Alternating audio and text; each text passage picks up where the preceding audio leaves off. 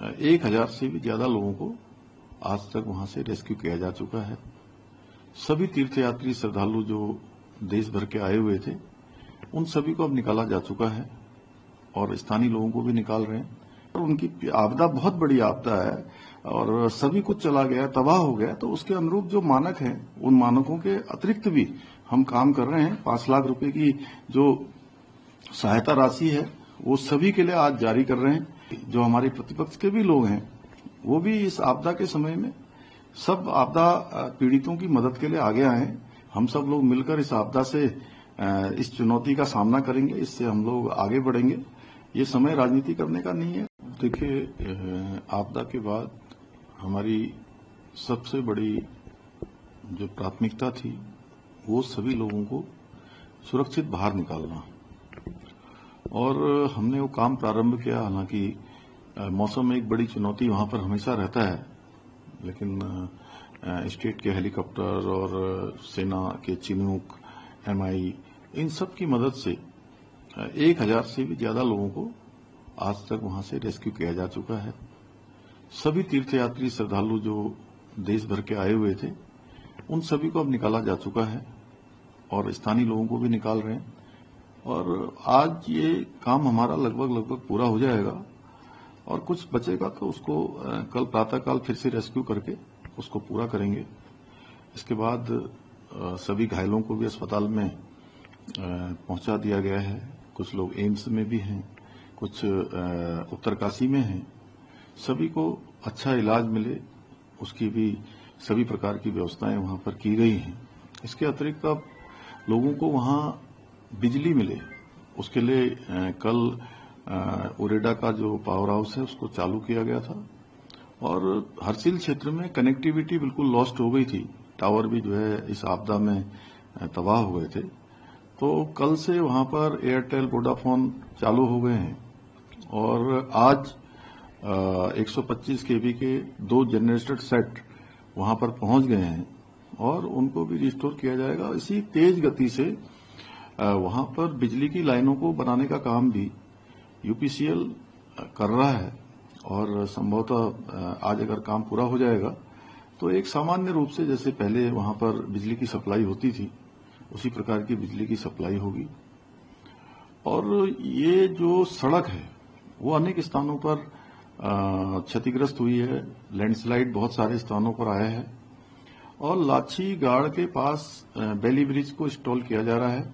आज शाम तक बेली ब्रिज इंस्टॉल हो जाएगा। उसके बाद जो छोटे छोटे मार्गों पर जो भूस्खलन आया है, मार्गों पर छोटा छोटा जो भूस्खलन है उसको ठीक करते हुए हमारी मशीनें मंगलवार तक हरसिल तक रोड मार्ग पूरी तरह से बन जाएगा। और वहां बनने के बाद फिर तेजी से काम होगा, क्योंकि लगभग 200-250 मीटर जो हरसिल और धराली के बीच का मार्ग है वो पूरी तरह से अभी जलमग्न है। वहां पर तालाब जैसा बन गया है और फिर मशीनें पहुंचेंगी तो उस तालाब को भी चैनलाइजेशन किया जाएगा, जिससे कि वो तालाब से पानी निकले और पानी अपने नॉर्मल तरीके से आगे बहाव की ओर जाएगा। तो वो स्थान खाली हो जाएगा जहां पर हमारा हेलीपैड था, वो भी पूरा 8-10 फीट उसमें भी पानी भरा हुआ है। और फिर हमारा धराली तक ये संपर्क मार्ग बन जाएगा। तो वहां पर अन्य जो राहत के काम है, बड़ी मशीनें जानी है, जेसीबी जानी है, इसमें पोकलैंडें जानी है, वो आसानी से जा पाएंगी। और इस काम को हम प्राथमिकता से कर रहे हैं। इसके अतिरिक्त लोगों का पुनर्वास करना, लोगों को सहायता करना, लोगों के लिए वहां पर राशन इत्यादि की व्यवस्था करना। हमने तय किया है कि जो भी प्रभावित परिवार हैं उनको अगले 6 माह का राशन जो है हम उपलब्ध कराएंगे। इसके अतिरिक्त जो कल एक आपदा राहत की जो राशि होती है मानकों की, वो देने का काम वहां पर प्रशासन ने किया। हालांकि कुछ लोगों ने इसको भी अनावश्यक रूप से इशू बनाने का प्रयास किया। इस समय इशू बनाने का नहीं है।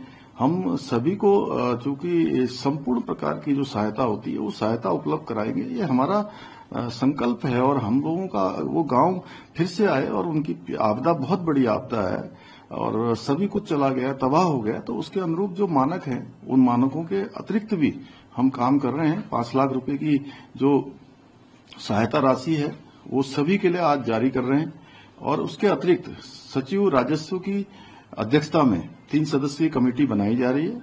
एक कमेटी बनाएगी, वो सब प्रकार का आकलन करेगी और आकलन करने के बाद वो जितने भी हमारे पीड़ित लोग हैं, उन पीड़ित परिवारों का पुनर्वास कैसे होगा, विस्थापन कैसे होगा, कितनी हानि हुई है, कितना जो हमारे फल है वहां पर बहुत बड़ा काम जो है सेब का भी था, वो भी बहुत नुकसान हुआ है। उसको भी जो है हम लोग हर प्रकार से सहायता करेंगे। लोगों के होटल थे, होम स्टे थे, मकान थे, वो पूरी तरह से तबाह हो गए हैं। तो उसके अनुरूप हमारा पूरी तरह से है कि सभी आपदाओं में जिस प्रकार से एक पैकेज दिया जाता है, वो पैकेज भी हम देंगे और इसके लिए समिति का गठन कर दिया गया है। उसके बाद ये सब काम होगा। अभी फिलहाल कपड़े, राशन और दूध, बच्चों के लिए दवाइयां और जितने प्रकार की भी जो आवश्यकताएं हैं वो सभी हम जो है वहां पहुंचा रहे हैं। पर्याप्त मात्रा में राशन पहुंच गया है। हाँ, शुरुआत के दिनों में 2 दिन बहुत हमारे लिए चुनौती था, क्योंकि मौसम ठीक भी नहीं हो रहा था, बीच बीच में मौसम भी खराब हो रहा था। साथ ही हम लोगों को जो लोग अन्य स्थानों से आए थे उनको भी लाना था, तमाम प्रकार की। अब हमारी जो व्यवस्थाएं वो पटरी पर आ गई है और मैं तो सभी से कहूंगा कि जो हमारे प्रतिपक्ष के भी लोग हैं वो भी इस आपदा के समय में सब आपदा पीड़ितों की मदद के लिए आगे आए। हम सब लोग मिलकर इस आपदा से इस चुनौती का सामना करेंगे, इससे हम लोग आगे बढ़ेंगे। ये समय राजनीति करने का नहीं है, राजनीति बहुत और समय पर हो सकती है। इस समय नकारात्मकता छोड़ के सकारात्मक रूप से उन लोगों के आंसू पोंछने के लिए सबको आगे आना चाहिए।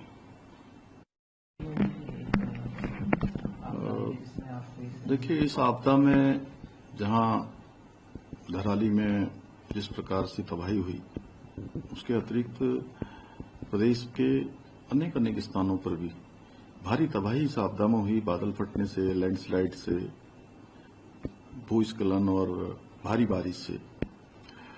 और पौड़ी जनपद के सैंजी और बांकुड़ा गांव ये भी पूरी तरह से आपदा से प्रभावित हुए हैं। मैं स्वयं वहां गया था और सच में वहां भी सहायता की बहुत आवश्यकता है।